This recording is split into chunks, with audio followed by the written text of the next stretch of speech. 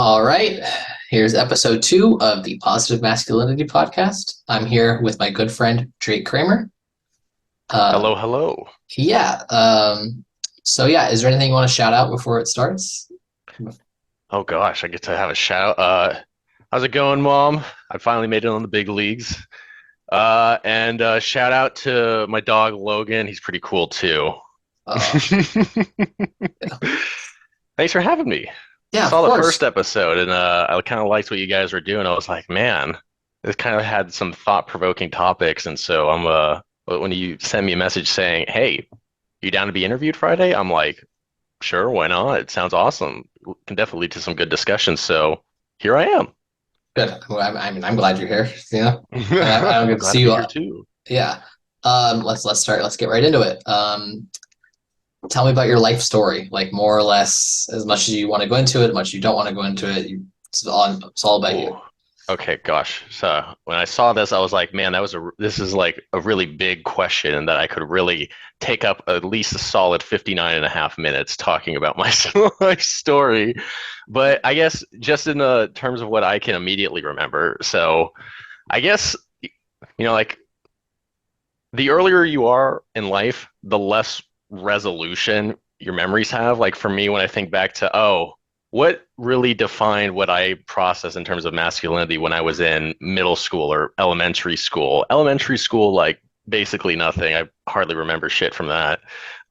Whereas opposed to like middle school, started thinking to myself, okay, because that's when I kind of heard the term masculinity for the first time. At first, it was just like, oh, be manly, which you could argue is synonymous. But uh, I was like, okay, what do I define as masculinity other than just getting a 30 kill streak on Call of Duty? Because that was the coolest thing back then, right? Yeah. If you had a 30 kill streak, that was considered cool, and that would basically elevate your social status amongst your peers just from stuff like that. It's all relative to who you're interacting with. But I mean, I always played sports growing up. Like, I give my dad a hard time for saying, Jake, you should always be playing a sport. But realistically, I think it helped round me out a lot. So early on, I would play flag football, because again, that was what was cool at the time. It kind of also helped that it would develop your social network a little bit, just having something to relate to and have your band of brothers, as it was. So football was like a really big part of the early portion of my life, and it was basically a part of my identity growing up. At first, it was flag football, and then when I went into high school, which is where I started coming out of my shell a little bit more, and was instead of just being the awkward kid who was just trying his best to fit in, I actually could relate to some of these guys because it wasn't just your mom jokes half the time. Yeah. I think that's a big, like, it's like a canon event for a lot of young American boys. It's just like playing tackle football in general, right? Because like I didn't play in high school, but I mean I played for 10 years, right? Oh So yeah. so Like you like can it's just any sport really enjoy. Well, like football, I think is definitely the stereotypical one, especially like if you see any movies, they're just like, oh, this guy's a football player. He's got it all figured out. He's got a scholarship going to this school. He's going to play football there too. yeah. So I just wanted to relate to you. Yeah. Like it's not even just like it's like a canon event for young men, right? At some point they try football, at least try football. Yeah, no, absolutely. And like I said, in like before high school, it was kind of just like I said, I was awkward. I was just trying my best to fit in. Like if you could avoid being bullying, just avoid sticking out from the crowd, that was kind of just, yeah, I'm going with the flow or I'm fitting in that regard. As opposed to in high school, it was kind of like, oh, I'm starting to fill out a little more. Puberty started kicking in as well. So I went from being this big, tall, lean bean mother dude to actually filling out and looking like I had a little confidence in myself, whether it was through football or taking weights instead of going to, cardio gym, which probably wasn't the best thing looking back on it because it influenced how much I hate cardio today. I I don't like I don't like either of those things. They're not like dynamic enough for me. But Yeah, yeah, but you actually started getting me back into cardio when we were roommates. You were like, um Jake, you can't just lift weights all the time. yeah. I mean, I didn't really do a whole lot of cardio. It's mostly like body weight exercises, like strength conditioning. It's stuff that was more, it was, see, like I like cardio. Well, I shouldn't say I like cardio. I tolerate it a little more now just because I see, oh, it gives me like joint flexibility. It Yeah. actually lets me rationalize sitting in a chair for 12 hours a day looking at a screen in a weird, twisted way. But like, it kind of just leads back to where back then, like I kind of had my a part of my developing version of masculinity was I like to feel confident in myself. I look a little bigger slash have proof that I'm putting investment into myself, right? Yeah. And so like football, I stayed in that sport for a long time. Like I played it, I want to say the earliest year I played it was fourth grade. I played it up until my sophomore year in high school, which was thankfully versus unthankfully, I broke my knee during practice one day. Ugh. Nothing major. It was just like enough to take me out. So I was just like, Coach, it's going to be at least like a month from what I've been told, or a few weeks. I don't remember how I'm long it sorry. took. You broke your knee and they were like, you're back in a month? Like what Yeah, do you like your patella? Like you broke your patella. it was it was I'm wearing PJs. I probably shouldn't be showing my it was gosh, I totally forget what it was called, but the doctor definitely told me what it was that I broke.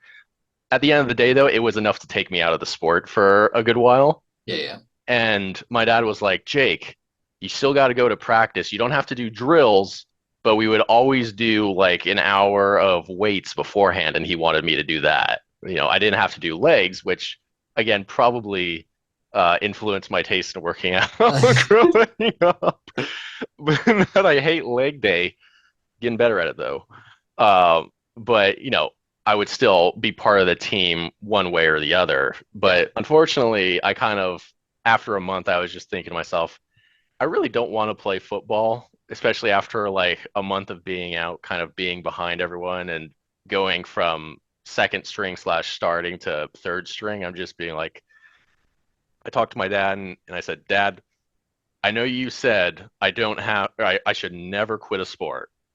And to this day, I still agree with him in that I really shouldn't quit stuff, but I made a compromise with him to where I would quit football if I could play tennis. And he was just like, Jake, that's the nicest thing you've ever said. You can play tennis, and the rest is history. But it kind of, at the end of the day, led into, you know, my love for the sport and also my developing idea of masculinity at the time, which was big body equals strong confidence equals very manly type deal. And that still kind of affects me to this day where I don't think it's, you know, toxic masculinity to want to look better and better yourself, like again, show other people that you're investing in yourself. But there's if you're the type of person who's walking around at the gym and like looking at other people thinking like, oh, what are they doing here? Like, you know, stuff that would be considered toxic masculinity, that's just not good. And Yeah. overall, it's one of it's if I see it nowadays, it's something I can call people out on.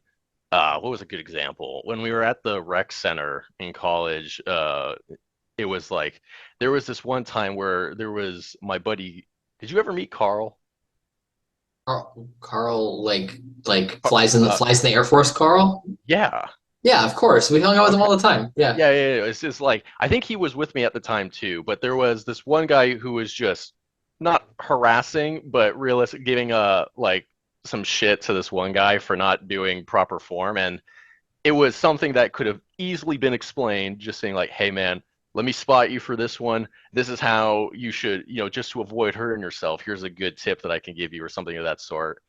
But it's just the method in which he approached it that just made it seem like he was just being a kind of a douchebag, quite frankly. Yeah. That's like that superiority complex type thing. Yeah. Basically, like I'm going to better myself by belittling you, and it's I don't know, it's kind of feeds in. We'll talk about it a little bit more later because I saw some of your future questions, but where was I? Oh yeah, college. So college was kind of where I settled into my skin a little bit more and realized that I didn't need to conform to this is how someone is masculine. this is how you need to be masculine, and more of just, hey, I can benefit myself while benefiting others, and to myself, that's the best form of masculinity. And I don't know, it's something that I haven't put a lot of like it's I can't really explain it properly versus how I picture it in my head, but overall, if I can, like I said, at the end of the day, if I can benefit other people while also benefiting myself, it's a win-win situation. Yeah. Like a good example is I love treating people to food because it's a great excuse for me to eat a shitload. And so being able to be like, hey, I've got some steaks that I picked up as a buy one get one deal from QFC. Would you be down to sit down and eat some steaks with me? They look at me and they're like, Jake, absolutely. Not more people should offer to cook me steaks in the future because it works. But just some dumb stuff like that is a good example of, I guess, my mindset when I started thinking about how I wanted to conduct myself and how to better my own mindset. And so college, great few years, were made a few mistakes, but who doesn't? And I switched majors a few times. Originally, I was planning on being an aerospace engineer. That was started from a game called Kerbal Space Program, Yeah, which I still play to this what day. a dork switching out of your engineering major. How could you I do such know who thing? could. I totally didn't do it twice. Hmm. I was joking because that's what I did too. No, no, this is exactly. But so started out wanting to be an aerospace engineer, ended up becoming a material science engineer. Well, choosing that as my track, I should say, and then ended up finally settling on mining engineer. So, I'm a professional Minecraft player now, I like to say. And even then, once I graduated and got into the actual field of engineering, I became a control systems engineer. And Oh so, wow. Yeah. yeah, it's been pretty good so far. No complaints. It's like the shoe fit kind of deal where Yeah. it just ends up fitting, and I haven't blown anything up quite yet, so I'll take that as a good sign. Yeah. So, but yeah, and like I was telling you earlier, I've been in Washington for about 2 years now, and I'm finally moving out of the apartment that I'm staying in. I'm moving into a condo within the next week or two, and it's like the next big step. And so this is all new territory for me as well. So I'm trying to figure out, okay, what do I do now? So I'm still kind of trying to find myself in terms of I when I was younger, I had this idea that, oh, I need to know exactly what I'm doing and I need to plan 3 steps ahead. Where now it's just like, okay, I've done the hard parts where by no means is it bad to plan 3 steps ahead, but if you're constantly holding yourself up to that, you're gonna disappoint yourself more often than not. So now I just, like I said, try not to blow things up. It's been working for me pretty well so far, and I handle things as they pop up. So that's Yeah. where we're at right now. That's awesome. Yeah, I'm so happy for you. If it seemed just for the audience, if it seems like I'm not excited, it's because I called him on the way home from work. Okay, and Man, I like where's my the voice. confetti? Yeah, my voice cracked and everything. And so I was like, "Oh my God, Jake!" It's just like, oh, it was, yeah, no, Davin's a great guy. So I'm really excited for at some point for you and for you guys to come up here as well. So You can say that's anyhow. I've said okay. it several Just wanted times. to make So. sure. I didn't know. Just wanted to make Yeah, sure. no, that's okay.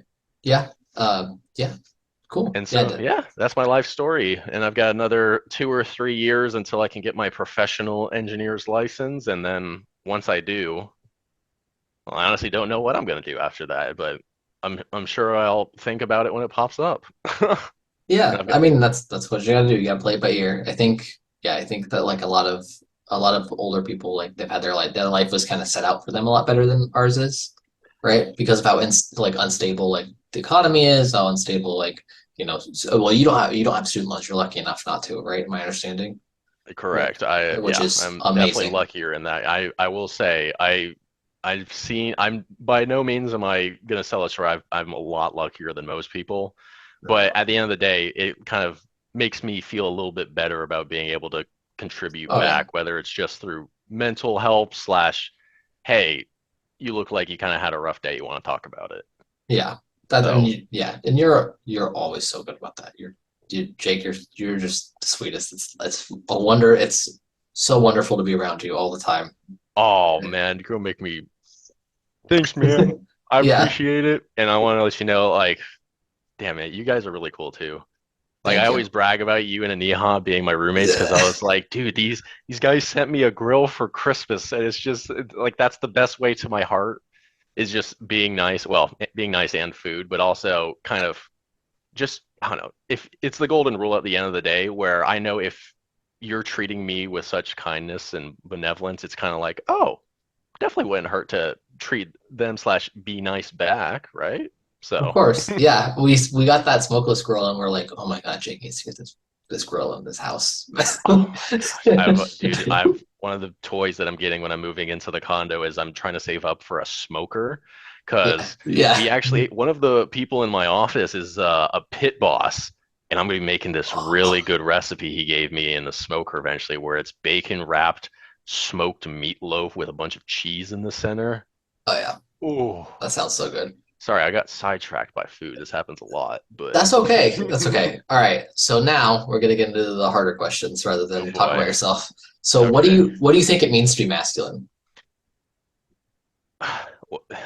It's there's not really one answer because like I was saying, I think being masculine at the time, it kind of depends on who you're around and your immediate social network and I guess what you're trying to prove to yourself slash how you handle yourself. Like if you're I'm a young I'm just gonna correct like just correct or emphasize the question. What do you think? Not like what is not anyone in their specific situation. Like what do you what do I think it means to be masculine? I yeah. think being masculine at its core is being the stereo taking some aspects of what's considered stereotypical masculinity and not only adapting it to how you conduct yourself but also I guess well again conducting yourself in a way that benefits other people and takes the stereotypical provider role and instead of being oh I'm a provider and that's all you see me as is the hand that gives you food. I'm someone who I can you know benefit you while also benefiting myself. So Yeah. masculinity as a whole, I think is just I don't think there's one particular thing I would point out and say this is masculinity, and just say masculinity is how you conduct yourself as a man, and whether that's good or bad, it depends on the person. Yeah, I'm just gonna circle back to that provider role thing, I think. I was talking to Isaiah last week, like I think that like transforming that idea of the provider is probably like super good, right? Because like if you think about it, right? Provider, it doesn't need to be like you don't need to be a GDP machine, right? That's like the traditional masculine provider role, right? But You like need to go to a factory and work 10 hours a day to be yeah, a provider. right. But I mean, if it's more about providing what your family or your community or something doesn't have, right? And I think like for example, if you were in like a flipped household from traditional roles, right? Like if your wife works a ton, right, and she makes more money than you, right? And Hmm. somebody needs to take care of the kids, like I think it if you really think about it, it's more you're providing more by going home, taking care of your kid and getting that done, right? Than you are staying at work and just being like, well, I'm the man, so I have to be at the work, right? Like It's like you're you hyper prioritizing a single idea of providing, I guess, from a monetary standpoint, instead right, of providing in terms of giving what you have to offer. right. Whereas like what you have to offer, especially now, like we're seeing women are actually more educated than men. That's like 60-40 now, right? So it's, they're women are going to outperform men pay wise, right? Oh yeah, At least in the foreseeable future, right? definitely flip the previous, I guess, script. So Yeah, at least as median income, right? The CEOs and like the trust fund babies and all that crap, right? That those people will yeah, still make way more money if you do the average rather than the median. But the median income yeah. is going to flip eventually, right? Well, yeah. I mean, it's like if you, like you were saying, there's probably if we were, I guess, in terms of the top 1%, it's probably more comprised of male individuals. But like you were saying, as a whole, it's going to be, you know, less from a, well, I guess, let me restart. In terms of monetary take home, there's the more like males in higher positions of power, like CEOs. but like you were saying, in terms of average, general average, women are more successful. Yeah. Then I didn't know that actually. So that's good to hear that it's people were uh I'm glad that everyone's improving, I guess. I don't know how to phrase it without No, sounding no, no. I too get you. I get you. Sure. Yeah, but yeah, just to like bounce off of that point, like I think, yeah, like providing, you need to think about like, okay, well, like what does my family or my community need, and like what can I provide that's going to provide the most value, right? And sometimes that isn't a paycheck, right? In case, a lot of cases that might be you taking care of the child, right? That might be you doing the dishes or the housework or cooking or whatever, right? I think it's incredibly good if the guy takes care of the child. I think that's a two-way street in terms of expectations from both parties. Like, Right. But yeah, I mean, I'm talking like based on like you like the utility, right? If you like picking up certain things or dropping certain items, right, to provide the most value to your family, I think is like more masculine than focusing on like just the paycheck providing is what I'm trying to say. so like when you say like pick and choosing like certain So like like picking when to choose and when to drop, do you mean like okay, realizing like this occasion calls for I would be able to provide more in this situation. Like if I come home and I see my wife, she looks exhausted. She's been taking care of the kid, wherever the case may be. I say, honey, why don't you go lie down? Why don't you let me watch little Jake Jr. here for a little bit, and you can. I hear they had this show that you wanted to watch recently. Just being able to provide in that moment a little bit of relief is probably the most that you could provide in that situation. right, or things like yeah, my wife, somebody needs to go to so and so's dance recital or whatever, right? And it's the Mhm. middle of the day. Your wife's up for a promotion. You're not. You're in the middle of your cycle, your employment cycle or whatever, right? Mhm. Or you just got a promotion or whatever, right? Like, yeah, you should be the one going to the dance recital. She should absolutely not skip a day of work. She should get the fucking promotion, Well, no, like, it's like but again, absolutely agree. It's the type of like it's callback to in that moment, it's both sides being able to provide the best that they can in that moment right. as the situation calls for. So, yeah, I guess that's what in my mind it's means to be masculine and I it kind of is weird because like at the same time like I think how do I even phrase this? I think being there's oh gosh, if you're a man and a woman couple, it's positive masculinity to be able to provide, I guess, something to the relationship situation depending, but it's also positive femininity to be doing the same thing. And I guess at the end of the day, it's one of the links between the two in that it's so hard to talk about this stuff. Gosh, Yeah. it's like stuff I've never really thought about before, or at least never given like a voice to. But yeah, positive femininity and positive masculinity, I guess, have a lot of like crossover traits between the two. Well, they share a lot of the same core concepts, right? But like, well, at least like traditional when you're more gender conforming, I guess. They're going to manifest in like different ways, right? I think, right? So Like, like, yeah, yeah, like it's unfortunately I don't have much of a view set from the femininity side, but I think in the situation, if it calls for it, you can recognize positive femininity. oh But yeah, yeah, anyways, so yeah, that's what in my mind positive masculinity is, to put a point on it. that's okay. Yeah, that's great. That's a great definition. That's wonderful. So what do you think your most positive masculine quality is? Um, well, I think, like I was saying earlier, just what I consider masculine, the fact that I can benefit the quality of life of others while also benefiting my own quality of life. Because I think if you reach the point where you're just trying to be a pleaser, where you're like, I'm going to make sacrifices in order to enhance other people's lives, that's by no means a positive trait. But if you're able to benefit yourself while benefiting others, you become, well, I mean, it's just a net gain. And no one really, it's not at the expense of anyone. So I think one, being able to cook is a very positive quality of myself because it leads into being able to benefit others while also making a little snack for myself at the same time. Yeah, I would say that like I might challenge you, and like, yes, that's a really positive masculine. Your best masculine quality might be your boundary setting is fucking perfect, right? You're so good at setting boundaries, which is not like, so like This when is something I you never really thought about before. So I like, what do you mean by that? Like, typically more feminine people, right?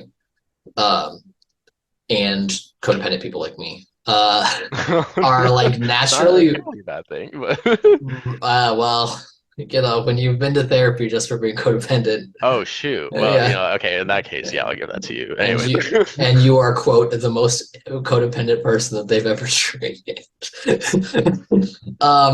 I It might mean, be a yeah, problem. well, okay, I'll give you that one at least. But it sounds like you're working on Oh it. yeah, Oh no, shoot. yeah, but she says like I'm doing great. Like Oh hell yeah, man. she's thinking about like pausing our sessions and stuff. But it doesn't neither here nor there. Um, Fair. uh,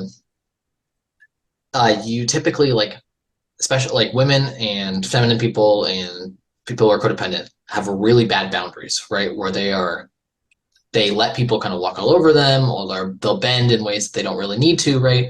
And then hyper masculine people, right? Or people who are really into themselves, right? Like more on the narcissistic end, I guess. I don't, that's not like a clinical term that I'm using, right?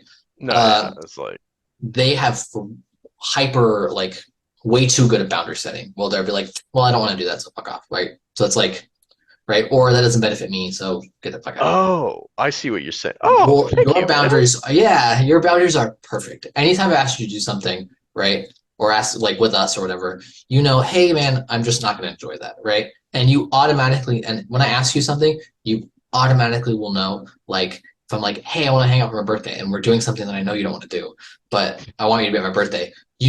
Your brain autocorrects, just being like, yeah, let's do it, right? Like the occasion automatically, like your brain auto like calculates everything Aw. perfectly to where you know how to set the answer, you know how to say the answer, and you know how to like say, hey, I'm not comfortable with that. I don't really want to do that. And yeah, I don't know. That's the best way I can Well, describe thank you, man. That's super nice. Damn, I never really even thought about it that way. Like, yeah, I by all means, when you phrase it like that, you do make me kind of look at myself, be like, yeah, I appreciate you saying that. Like, I mean, at the end of the day, it's just like, how do I don't know. Thank you, man. That's all I'm gonna say on the it. matter. Yeah, yeah. I think one of the advantages of doing this with people that I know really well is that like when they say things like I can be like, yeah, that's a really good quality value, but like I have a better one, you know? Oh shit, man. You're gonna fucking make me blush. Thank you, dude. I appreciate it. Yeah. Um, Oh, all right. Well, now you got to do your most negative masculine quality. oh boy. Okay. So this is one of the unfortunate things that came out of my the earlier parts of my life in that when I was in elementary, middle, and kind of high school, but lesser so than the first two, I was told like, "Oh, guys do not cry. Guys do not, I guess, show sadness or just general like more complex emotions like at its base." And uh, I kind of integrated that with myself as a young lad, and it's unfortunately carried over where I don't have the best understanding of my own emotions, or it's harder for me to cry slash, you know, express complex emotions aside from I just default to be happy because it's fun being happy. Like that's not to say that I can't experience things like anger, but it's hard for me to cry, I guess, from all the stigma around it when I was younger and just forcing myself to suck it up and not cry back then when the situation would absolutely call for crying and it would be perfectly healthy to, but unfortunately doesn't translate well when you've done it for a few years. It's kind of Yeah. a hard habit to break. Just as a heads up, we have about 9 minutes left, and then we're gonna have to like do the reset. I But saw it. Yep. okay. Gotcha. Um, but yeah, that's a huge issue. It's something that like, and it's something that's also negative, like just so negatively reinforced by everyone you meet. It's so like it's so crazy the amount of people, like even like the most egalitarian men, women, anybody I know, right? When they see a man cry, it's over. Like that's where their equality ends. That's how you test it. It's really They're like, what are you crying for? What do you have to cry about? There are yeah. there's X scenario that's way worse than what you're experiencing right now, and we totally don't need to sympathize with it. But it's not even that. It's just like some people will see a man cry and they'll automatically be like they'll just there's just apathy and like the act of like, oh, what a pussy, right? Like I know like one of the Canada another speaking of Canada events, there's a Canada event in my life where and it's not even about me. I saw Daniel Cormier, who was a UFC champion. He he lost and he was beating John Jones, who people consider like the best UFC fighter of all time. A lot of people would argue he's beating fair. him for 4 minutes and 40 or sorry 24 minutes and 40 seconds of a 25-minute fight. He is destroying him. He's calling out punches before they land. He keeps saying you're gonna throw this kick, and then he catches the kick. He's inside of his opponent's head. He's dismantling him. Okay. And then in the last 20 seconds, I don't know what it was, but he messed up. Okay. He got kicked in the head, knocked out in the last 20 seconds of the fight Oh, that he is dominating. he Okay. basically gave 99%, but that last 1% was the straw that broke the camel's back. Right. And him and John Jones hate each other. Okay. Like on a personal level.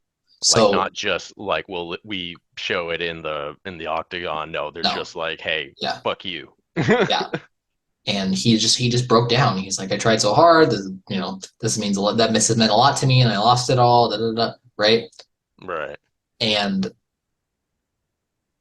like people like that was a meme on the internet for like a year. Like it was like people that didn't watch UFC took this man and like berated him, There's right? like, ha, this tough guy isn't so tough after all because he's expressing emotions that Right. he shouldn't be.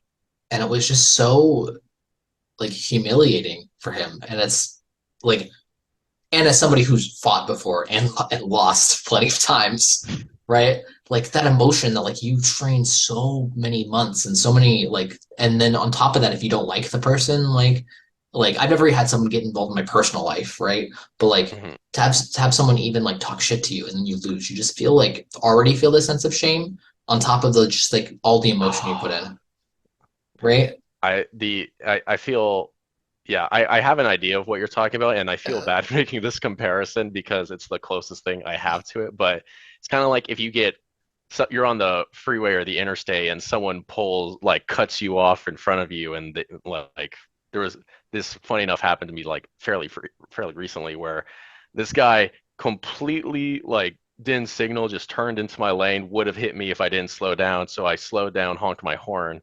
He opened his window and just flipped me off. And I'm yeah, just like, there is nothing I can do about this to vent my frustration. I know yeah, he's in the wrong, but fuck him anyways. Like it's kind of right, just this feeling of being unable to do something in response. yeah. I to try to relate to it, No, I no, no, you're guess. fine. No, no, But no. so, but yeah, that's what my kind of equivalent to it is. So Yeah, I it's like it's just really unfortunate because and it's like I'm not guilty. I'm not guilt free of doing it either. Like especially if I have like if when I was when I was back in California, my stepbrother Mason, there was a period of time where he's 4 years old. There was a period of time where my dad and my stepmom went out for vacation, and I was watching him for 2 weeks over summer vacation and took care of him, made him lunch, snacks, and he I didn't have to watch him during the day. He went to like a daycare, but there was a lot of situations where he would just start crying over random things, and it was like part of me was like, okay, he's a 4-year-old kid. It's natural for him to cry. But at the end of the day, what I ended up doing is just saying like, all right, Mason, we're not going to make any progress unless you stop crying. It's like, and because to me, it's nothing. It's something like, oh, you spilled your juice, and you're gonna help me clean it up. But to him, it's valid emotions that I'm effectively just saying like, hey, you should not be crying in this situation, type of deal.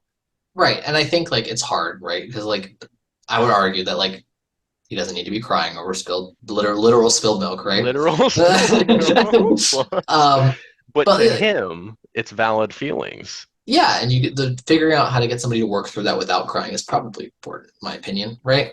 Well, yeah, but Yeah, it's let I in terms of how I could have approached it, I could have yeah, I mean, I'd have to put a little more thought into it. I don't know the perfect way to approach it, but it would be less of, hey, stop crying because crying is bad, and more so, that's a good way to look at it, and more so just, hey, here's the problem. It's okay to feel sad about it. yeah, How are we going to address this? yeah. And I think going on to the parenting thing, I think a lot of parenting is like, well, when somebody does a genuine accident, right? Then you teach them how to like It's resolve. It's about resolution, right? You don't need to punish somebody for like dropping a fucking thing of juice on the like, and yeah, like I think if you were to have negative reinforcement with it, then you're gonna get much less mileage as opposed to like yeah, just dealing with it and working through it, learning from it. Because, like you said, no one's gonna be 100% perfect. Like I think there is not a single person in this world who has never made a mess. no, yeah. Exactly. It's One like of the most positive like interactions I've had with my dad was one time I spilled something, and he was like, "All right, you're gonna get the towels," and I was like, "I'm so sorry," and he's like, "No, no, no, we're fine. Everything's gonna be fine, but you are gonna clean it up. It's totally fine." that's a very good. My dad did a similar thing Yeah, where he's like, Jake, you can either cry about this or you can help me work through this. And my dad I love my dad. He's fucking fantastic. He was very much so of the mindset where, Jake, I'm going to make lots of mistakes so that I can lead by example. He yeah, actually said that like word for word. And I think it was a game changer for me because it made me realize like I don't need to be perfect. I just need to be able to learn from this and I'll be better at it next time.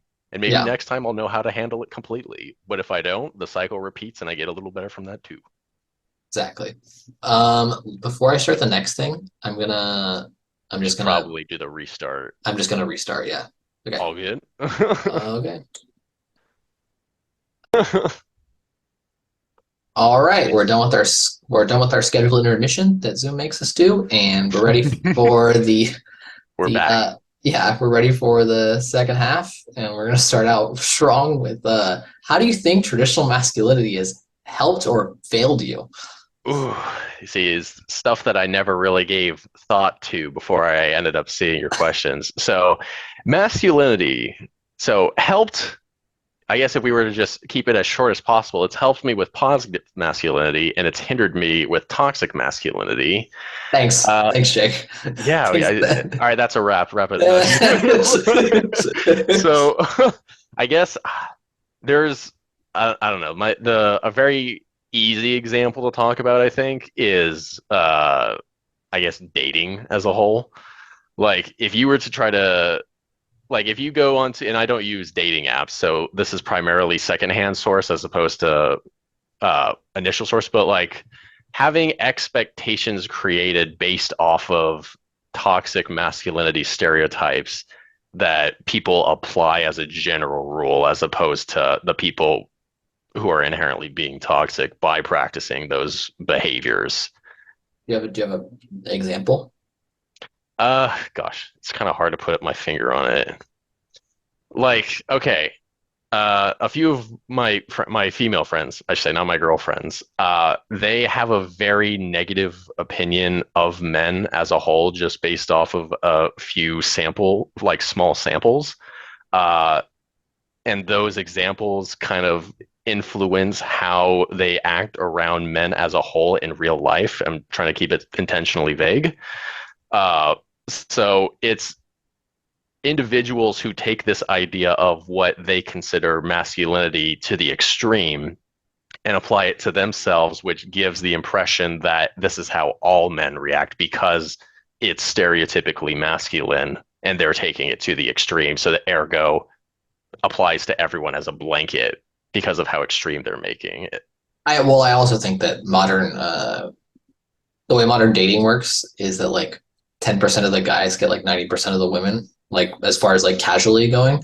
So they'll all be like, "Oh my God, the guy I dated the other day did X, Y, and Z. It was so disgusting."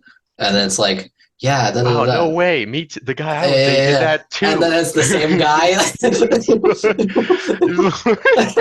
That's a good example though, where like it's one person who kind of gives the impression that this is how, well, this is the general, this is the baseline, this is how low the bar is, which is of unfortunate. Well, it's a plus side, but an unfortunate result is that it makes the bar so low that people are surprised when you go above it and aren't a total piece of shit. Yeah. But it's just it's so it, unfortunately it just stops conversations dead in its track because people are just so unwilling, because they're people who have this tainted idea of masculinity are set in their thinking regarding masculinity because there are examples of toxic men who just frankly just ruin it for everyone. There's yeah. And it's like it's so weird. There's been a couple times like since I've been with Aniha where like I've just like talked to a woman like without Aniha around and just like she just like didn't know inherently that I was dating someone or married and now I'm married to somebody, right? And I just Right. talk to her and she says things and I just listen to the things she's saying and I'm interested in her answers and her insight. And she like thinks that I'm like into her. And then Aniha would come up and I'm like, oh my God, hi love, how are you? This is my wife Aniha. And just watch literally I watched somebody on 4th of July this year go like just like their whole head exploded. But as See, that's the thing that's literally like, oh, just by going above the bar and being not a total piece of shit and actually just listening to someone, it's just like, are you hitting on me? like calm down, chick, okay? I'm treating you like a human being, okay? It, Relax. and I think I forget if it was you or it was someone while I was in college. They told me I have a very flirty personality, and you knowing me, they're just like, no, Jake's a goober. What is like, and to me, that's just me being polite, but it comes off as flirting. And it's a lot of times I've just had to think to myself, like, okay, is listening to their problems hitting on them? It, like yeah, like oh, I'm sorry Like, that like I don't even need to talk. I just need to be an ear to listen. And people are like, head scratch like type yeah, of deal. And it's just it's an unfortunate, it's basically it's a weird stereotype that just affects all men, I think. And yeah. it's a very just in my mind a solid example of where stare Oh, where's whether stereo? one way or another just kind of, oh, did I cut out there? Yeah, you cut out. Or I lost you at stereotypes. I was just saying, like, in terms of like stereotypes, it's a great example of just how stereotypical toxic masculinity being practiced by a few individuals has blanket tainted just people's general opinions of men. Well, not even that. Like it also affects like that expectation of masculinity has also affected how like men view women. Like now when women are like interested in what they're saying, they're like, "Oh, this girl's so into me." Da da da da. Da. It Like took me, oh gosh, yeah, she absolutely. listened to me. She listened to me talk about Smash Bros for like a whole 20 minutes and didn't immediately tell me to go fuck off. I hate how right on the money you are with this And fucking. It's just it's like, like maybe but bro, have you considered that she enjoys Super Smash Brothers? I Like was about to, it's just like it took me so long. Like high school, there were so many bad examples of just oh man. times where like I was like, oh hey, now that I know how to talk to people, girls are talking to me. That must mean they're interested in me, Oh right? no. Yeah, this is totally my girl. And it wasn't that bad, Yeah, thankfully. yeah. But it's just like, but it's but yeah, it's like it's a two-way street, and because I've definitely suffered issues with that in the past, where it took me a very long time, and it's still something that I'm definitely better at it, but it's still something I struggle with where I just a lot of times I don't know if a woman is flirting with me. And I just have to remind myself, okay, Jake, being a basic human being and being polite doesn't cross the line or blend the lines in any way. It's just they are being decent Yeah. and That treating me like a human. I saw this TikTok, right? And I know this is a random offshoot, but it was like No, no, no. this girl was talking about like, do you guys like actually talk to your friends? Like I had my friend set me up with his best friend. We want to date. And I came back and I was like, did you know your best friend's a communist? And he's like, what do you mean, man? He's not a communist. No, no, no. He's like a card carrying member of the Communist Party. And he's like, he's been my best friend since fourth grade. He's not a communist. And she's like, I promise you. It's like the third thing he told me. Oh shit. Was I I mean, we communication between guys is different, I think.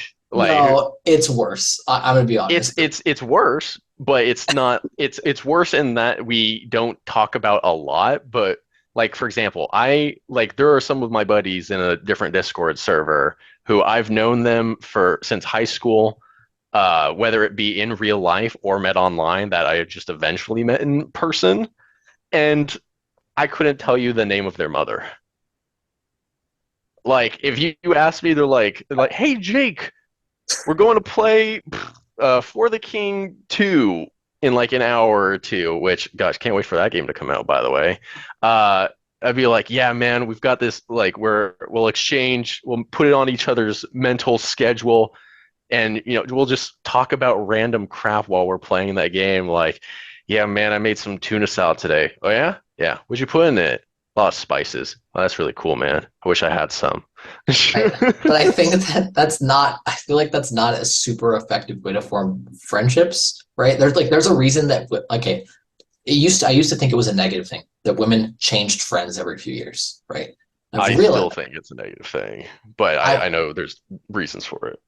I've realized it's because women actually know each other, right? A lot of men are like, yeah, this is my best friend since since second grade, and you're like, yeah, like like he seems kind of weird. He's really into like, you know, Communism. yeah, yeah, he's really into communism, and you're like, what do you mean? What? You're like, I was not aware. Yeah, like what do you? He's your best friend since second grade, bro. Like, yeah, if you're a communist, it's like if you're a vegan, bro. Okay, everyone knows. Dude, which is, God, there was a funny example where this guy, I knew him for the longest time, and no one had any idea that he was vegan, specifically because he's like, yeah, I didn't want to be the vegan guy that just told people he was vegan, so I never told anyone. You're like he always has leftovers. I don't know why. I'd always buy him pizza. He just always has leftovers. He's like, he never wants a bite of my steak, dude. Do I suck at cooking or something? No, I'm just vegan. Yeah, but like things like that, where like yeah, like men have the same friends because they don't. It you can be friends with someone an infinite amount of time if you've never had arguments and you infinitely know someone forever. Yeah, that's fair. Like I think it's mostly just, I mean, I don't like talking about like bad stuff. Like bad has a different definition depending on who you ask, but like I'm not gonna come into chat with like a bunch of my friends. They're like, "Hey Jake, how you doing?" I'm just gonna be like, "Man, I'm really concerned over the population of this one penguin, dude. They're going extinct." It just made me really sad and feel a lot of negative emotions, which are valid, but I'm much less likely to talk about that stuff instead of just coming and being like, "What's up?" I am I've gotten to the point in my life where I've realized if you're gonna ask me how I'm doing, I'm gonna tell you how I'm doing. Okay? Don't people at work, some people at work won't ask me how I'm doing. Hey, Devin. Are they like, oh, Uh, if I ask Davin how he's doing, he's he'll, gonna actually I, talk to me yeah, instead of he's being gonna like, I'm doing so great. yeah, he's gonna actually tell me, and then I have to fucking sit there and listen because I did ask him. Like, yeah, You're don't just, ask, don't ask fake fucking questions. you're just Okay? like, man, these fucking penguins, dude, they're going extinct. I mean, but yeah, you definitely have a point though, where I think communication between guys by just by being different, one of the things that makes it different is it's a lot worse because we don't really talk about a lot of stuff. Like, I feel like I've had more deep conversations with girls than I have with guys, but that's not to say I don't have deep conversations with guys. It's just usually if it does happen, it's at like 2 a.m. when it's me, them, and maybe like one other person in the server, just like the demon hours where everyone's quiet and half asleep. That's when like the real conversations like come out. It's just not as frequent as it probably should be. Have you seen that? There's this. I don't. I'm on TikTok too much apparently because it's Oh like no. showing me another TikTok where this guy was they're like doing like a Call of Duty. They're in the Call of Duty lobby together, and this one guy's like, "Have you guys ever like thought about like getting together and like hitting each other from the back, and everyone's like, "What?" And he's like, "What?" Everyone's like, I "What? have Hold not on." seen that. And then he's They're like, and just then he's like, like, and then he's like, anyways, so it rained really hard today. And I was like, no, what? no, no, They're no, like, oh, no, no. run that shit back. Yeah, No. I mean, one, I'm not on TikTok, but it's I like, know. but I mean, it's stuff like that. Like, it kind of just, you don't really plan on talking about Yeah, that stuff. Whereas, like, usually if I'm just chilling with, like, my roommate, for example, me and her talk about a lot of dumb shit. But usually, like, if we're just drunk on the couch, like having a good time, we'll just not randomly get heavy, but the conversation kind of steers in that direction, and it's almost like a nice relief. Like she gets to vent about some stuff that's affecting her. I get to empathize with it and mention stuff that's happening with me, and she empathizes with it, and it's like, man, we should do this more often, but it just doesn't happen, even though it's kind of like, yeah, yeah. feels good to talk about this stuff. I heard another content creator say that like, yeah, men are the type of people who like you'll like ask them, and it feels very personal. It feels like this is really what happened because his best friend committed suicide. But he like was like, yeah, he's like, men will be the kind of guy who you're playing, or it's 10 o'clock, you're playing video games with them, and you're like, hey man, how you doing today? I'm doing great, like, or I'm okay, and then you go and you go, okay, good, see you tomorrow. All right, love you, have a good time. And he's like, yeah, see you tomorrow. And then he's not there. And it's like, bro, you had so many opportunities just to be like, yeah, feeling like shit. Yeah, Yeah. it's definitely an unfortunate thing because like I think it's like I maybe that's another example of just masculinity being like, oh, men, no one wants to hear slash listen to the problems that men have because we're not allowed to have problems. But in those cases, it's just an example of people get so, I guess, hypnotized by that mindset that they keep bottling it up until it's no longer able to be bottled up anymore. Yeah, because if you can't tell your best friend that, like, hey, like, I think I'm gonna commit I'm going through suicide. some real tough Yeah, shit. Yeah. hey, I think I'm gonna commit suicide. It's like, yeah, like if I couldn't tell my friends that, like, I would want to commit suicide too. Like, it's like, yeah, like, I don't know. It's I no, I get what you're saying. Like I I have had a few people come and talk to me about difficult topics like that. Um, it it's that's one of the things that I strive to do is be the type of person that people are comfortable confiding in because I don't share secrets. Like if someone tells me something in confidence, I'm not gonna just go post on Twitter, sorry, X, all about it. uh, but it's just like a lot of people just by talking about it, they feel better. It lets them know like that it's not something that they're forced to bottle up in their head. It's something that they have an outlet for. And it's it's never a fun thing to talk about. But at the end of the day, it's just like the worst thing you can do is be an ear for someone yeah, and trying to be the type of person that, because that takes a lot of trust to talk to someone about that. yeah, of course, Like yeah, there's definitely like I feel like a common fear if you were just to confide in someone with that and they're just like, no, we need to get you help right now, which sometimes may be the case, and that's not inherently a bad thing. But from what in my experience, people don't want immediate help in that they don't want drastic changes to themselves. They want someone to just talk about it with. yeah, and That's it's that's a great it's example of positive masculinity of is just course, having yeah, that recognition. yeah. I mean, it's one thing if they're like in the middle of it, it's like, okay, well, then I do need to call 911, right? That there Uh, and again, there are some situations where it'll call for it. Like if yeah, someone is going to hurt themselves, absolutely. But a lot of times people, again, speaking from experience, it probably is different for a lot of people. They just want someone to share slash empathize with what they're going through. yeah, But a lot of people just don't build that bridge to actually start a conversation about it. Like you were saying, it's just, how are you doing? Fine. Yeah. And that's the last thing you hear about it, which is really unfortunate. Yeah. I mean, I think the reason I've started saying how this is like a random off, kind of random offshoot, but the reason I've started saying how I'm doing is because I don't want if anything ever happens to me, or God forbid, I like become like crazy or something like that. One of the like life Be a cold events day that, in hell if that happened. um, one of the things that really upsets me is when there's a school shooter and everyone in their life goes, I mean, he was just such a sweet kid. How could this have happened? And you're like looking at the yearbook pictures of this motherfucker, and you're like, what do you mean? I can tell this motherfucker's crazy through the pictures. What do He you, looks miserable or yeah, like something's going on. he looks They'll be like, "Oh, the two interactions I've had with them over the last 3 years, this is what my opinion is shaped off of." I met this dude once who was a school shooter from my high school. He did the Aurora shoot Bullshit. the Aurora shooting. Okay. Oh shit. Yeah, Okay. the Dark Knight Wow. one. This motherfucker was crazy. And listening to everyone be like, I mean, he was such a sweet kid. Fuck you, bro. You didn't check. You didn't check because he's a dude. You didn't give a It's fuck.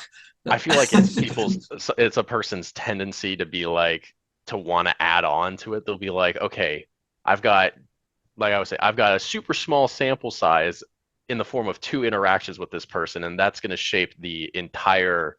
I'm going to add that to the collective cocktail of public opinion about the person." Right, but you should just be like, I didn't know him, or you should just say like, I met him once and he seemed fine, but like, You're just obviously, like, like, yeah, you're not when you meet someone, you're not going to think to yourself, "Oh, this guy's going to shoot up a school."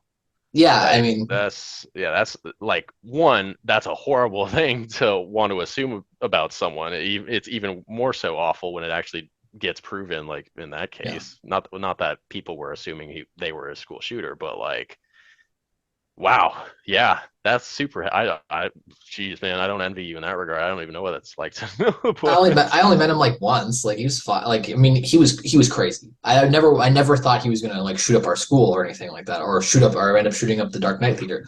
But like he was there was something wrong with this kid. I was like, oh okay, well, geez Louise, man, yeah, no, that.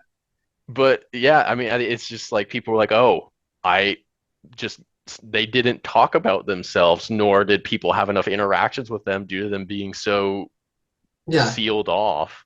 But like They didn't talk about anything." their moms will say things like this, and I'm like, you're their parent.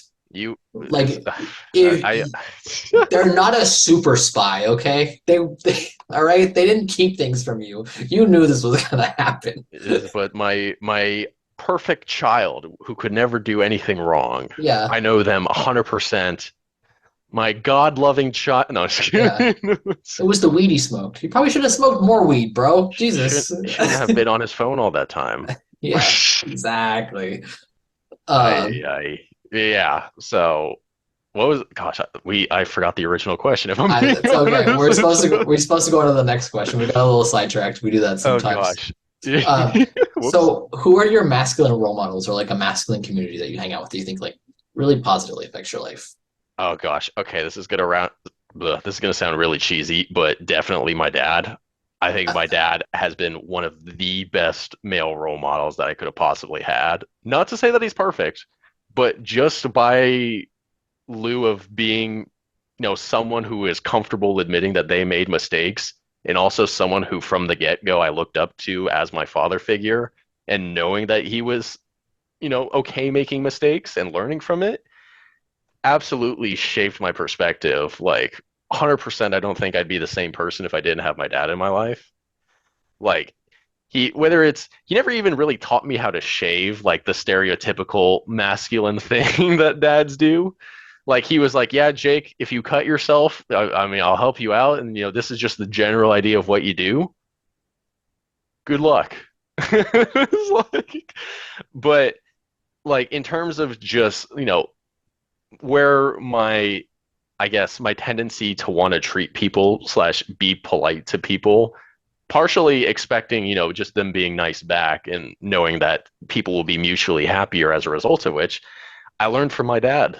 And he it's in combination of him acting, he's a kind of an introvert who acts as an extrovert as well, which, helps that I'm the same thing. So I kind of get to learn even more from him about that. But absolutely, just my dad is a superstar in my eyes. Yeah, I mean, So, I can tell you talk about it a lot in like the most positive way always almost. I mean, he's So great. I speak the truth. yeah, And, but I've only met him for like 30 seconds one time because we drove to my house at like it's like, 4 o'clock in the morning, but it's okay. that's right. Wait, yeah, oh Yeah. my, so but at the end of the day, like you said, I hope it wasn't bad. I mean, he's definitely, like I said, he's not perfect. He's definitely fucked up. He's done some things that I look back on and I could definitely, I mean, I don't think he would be proud of it, but it's like, I'm not going to bring it up because everyone makes mistakes. And like, I'm comfortable making mistakes and like, oh my gosh, he actually takes accountability for stuff that he's done in the past too. Like there was this one occasion where my dad sat me down, and I used to not have a very good relationship with my sister at all. Like we were the type of kids who would fight over who got shotgun on the way to school in the morning, and it was so stupid. And one of the things I brought to my dad's attention when I was like an early teenager, I was like, Dad, I feel like there's a double standard going on. It's just like I feel like there are different rules when it came to parenting me versus parenting my sister. And a few years later, my dad came to me, he's like, Jake, I got to get something off my chest. And then we just talked about it for, I want like a few hours, honestly, where we were just like, he said, yeah, I could have definitely been a better parent in that regard. And I hope I'm doing a lot better now. But it was something that stuck. You said a while ago, and it stuck with me. And I realized you were right. I was like, wow, Dad, that's really like super mature and Yeah. like an excellent role model for you to say that. And it makes me realize that wow, it's better just to talk about it than to stew over that kind of stuff. And Well, yeah, like, especially your kid. But dude, listen, I'm not gonna go into it on like the thing, but like the amount of shit that like parents will just like be like, "What do you mean?" They'll just pretend like they'll gaslight you and say it didn't happen, and you're like, "All right, mom, there's four of us, and we're I all saying that event happened." Yep, I same deal. I've had the similar conversations with my mom that didn't go exactly the same, but because I we talked about it, it became better, at least in that regard. But yeah, it's take that's one of the things that's a big takeaway that is just one of the few things that I've learned from my dad. And you know, I would when I do eventually have kids of my own, I'll be taking several pages from his book in terms of how I parent them because my dad, one of the things that I always like, my dad wanted to drill into my head was Jake, when you eventually get into trouble, not if, when you get into trouble, the kind of trouble that you're scared and you need someone to come and help you, give me a call. I will come pick you up. No questions asked at the time. We can talk about it later. And it's like, and it kind of created a sense of trust in my dad that made me more comfortable sharing stuff with him and was a lot safer as a result of doing so. Yeah, So, yeah, of course, yeah. like, my dad would, instead of, like the kids who go out and steal alcohol from their parents and, God forbid, go driving, my dad would be like, Jake, if you promise never to, like, I would rather you be at the house drinking my shitty alcohol than out somewhere in a car and, being unsafe about it. So, like, he would, you know, some people have different opinions on this, but he said, Jake, if you're going to drink, do it somewhere safe. And he would just set like beers or otherwise aside for me. He's just say, stay out of my good shit. So, Yeah, I'm not gonna technically it's a crime. So one of my I one of my it's parents, private property. Yeah. yeah, So, one of my parents does this same thing to one of my sisters, which I'm not. That's as far as I'm gonna go into it. Um, and I think it's pretty healthy. Yeah. Um, yeah, it's especially even if I leave it anonymous, both of my father and my stepfather have alcoholism. It is definitely hereditary on both of their sides, so probably I good mean, to have a healthy relationship with alcohol early on. that's well, but in my case, I was just trying to create the Yeah, connection that he preferred me being stupid, but stupid and safe. that's what I mean. Yeah, yeah, yeah. Like on top of being stupid and safe, like you really shouldn't be drinking. Like if In a you're per if I mean, I don't really it, drink too and much alcohol. yeah, It's like a like it's not really my thing. I see the appeal in it. It yeah, can lead to it's fun at parties, but I'm not gonna be like, oh, finally 5 p.m. I get to yeah, sit on the couch and pull out fucking four yeah, shots or yeah. something. No. I mean, like in my case, in my sister's case, it's right. Like we're like they probably shouldn't be drinking. I don't drink for that specific reason. Like and Absolutely, yeah, like no harm in that whatsoever. right. And it's like yeah. So it's good that they have a healthy relationship with it versus like binge drinking and like getting used to like the gratifying reward of you sneaking around and binge drinking, and then you get stuck in the loop, right? Which is like yeah, It can be a very slippery slope, yeah, but yeah. Especially when there's it's already like an insane biological drive in my family. and that's just the cards that are dealt, unfortunately, at the end of the day. Where again, I don't really have I don't think I have any alcoholism in my family. That not to say that they're not big drinkers, but it's never like out of control. Yeah, yeah. And But it's oh, just go ahead, to sorry. be super clear, like my father and my stepfather, who I consider my father, but just to delineate them as we're talking about them, right? I know, yeah, you talk Yeah, to me yeah, about this stuff, yeah. yeah. That they're both doing way better now. It's like so much better now than they've ever Hell done, yeah. which is super good. But yeah, they definitely put their alcoholics, You know what? and Like I said, they would no admit one's it. perfect. Yeah, no. Yeah, I'm not trying to like shit on them or anything. Just to be super clear. It's fine to talk about. people are people are human. It's Yeah, just a matter of it's just like and we're using it in a constructive example too. So and it's yeah. not like you're saying like, oh, I'm gonna talk shit about this person because they have this shortcoming. No, it's just No, you learn. It's like you said, they're doing better. So yeah. It's big also kudos. I also am one of those people who considers it a disease. So it's like it's not like to say someone's alcoholic is not like insulting them, right? Like you wouldn't say It's like, a oh, mental disorder, or yeah, I mean, I'm not a doctor, so I don't know what to be classified at, but I agree where it's effectively is a disease. Yeah, yeah. Like we'll leave it there. So you it's wouldn't okay. say fuck you, you have schizophrenia. Like no. I mean, I'm diabetic. It's fuck me, right? I didn't want to. That's the first one that popped into my I head. know, I know. I was just, yeah, I'll pull off the band-aid for you, man. I know where you're going with it. God damn But it, see, we're like, it's like it's not bad though. It's just a yeah, part of me. People are free to talk about. I digress. That yeah, my dad's my role model for me, and I think he's pretty good. awesome. So, Okay, we're gonna kind of blow through these next two questions so we can talk a little more about things because we're. I don't want to keep you too long. I know you said you had a soft out at 6 and oh it's already six shoot, twenty where did the two. time go? Yeah, Yeah. wow. Dang, kind of fun No, talking about this stuff. right? Yeah, it's fun. I'll have another one on, and eventually maybe I'll do a panel when I get people who have like argue like differing opinions. But we'll Ooh, get there. Yeah, okay. We gotta have a bigger, maybe episode 3, but not 2. yeah, right. Um, I'm gonna just box them both in. Do you think that society is trying to remove positive aspects of masculinity? And then what do you think of the phrase positive masculinity? I think society's not trying to remove positive masculinity, but they're trying to remove the negative parts of masculinity that they're also grouping up with the positive parts of masculinity. It's almost to the point where it's like only when it suits them too. Like I've seen a lot of folks on the internet who are just like, I want a guy to hold the door for me. I want the guy to be a provider.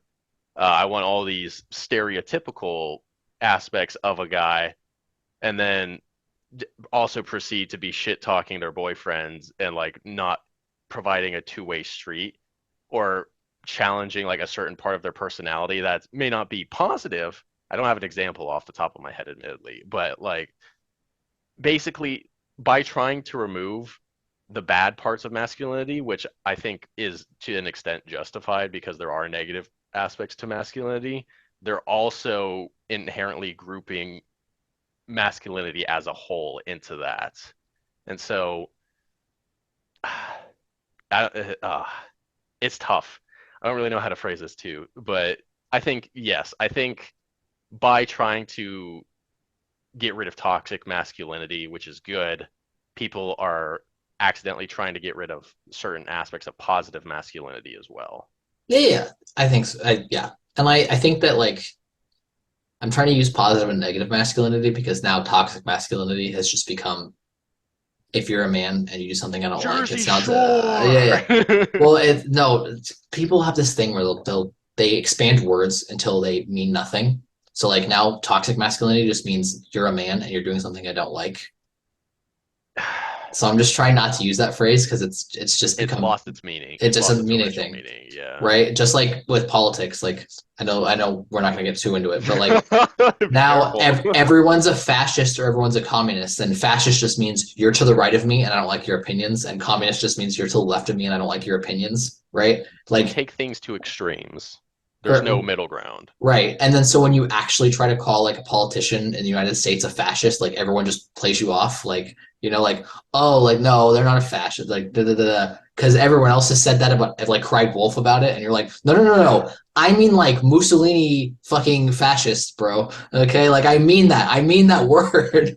Yeah, it's an unfortunate thing. Yeah, that's why like I think masculinity as a whole is getting removed just because people are like, masculinity? You mean that thing that sexually assaults women or hits on women in an inappropriate fashion or otherwise, which is bad, Yeah, but they don't ever think, oh, masculinity. You mean holding the door open for someone? Masculinity? You mean being a guy who lets his daughter do their nails or whatever the case may be?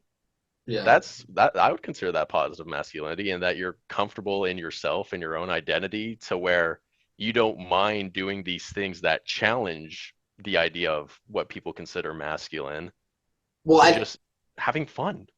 I mean, I don't consider myself particularly masculine, right? So like that's why it's been so hard for me because like as I've gotten more of an adult, I've gotten more confident, right? I've realized like maybe like besides my hobby, like I do cage fighting, like I get that my hobbies are pretty That's masculine, pretty right? metal Yeah, though. yeah, Cage yeah. fight. That's kind of awesome.